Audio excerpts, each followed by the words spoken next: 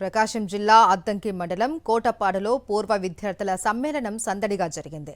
జిల్లా పరిషత్ పాఠశాలకు 100 ఏళ్లు పూర్తవడంతో ఈ పాఠశాలలో చదివిన పలువురు విద్యార్థులు ఒకే వేదికపై కలుసుకున్నారు.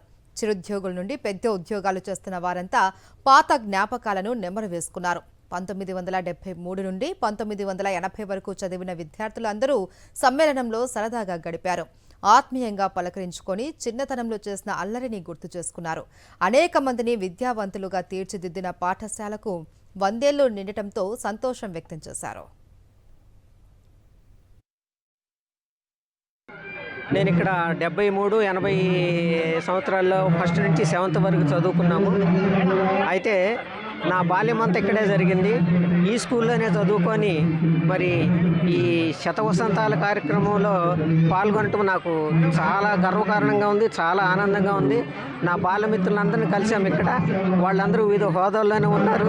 అయితే మమ్మల్ని ప్రత్యేకంగా ఆహ్వానించి పూర్వ విద్యార్థులను సన్మానించి మా పూర్వ విద్యార్థులతో మరి మాకు చదువు నేర్పిన గురువులందరినీ సన్మానించుకోవటం మాకెంతో ఆనందకరంగా ఉంది.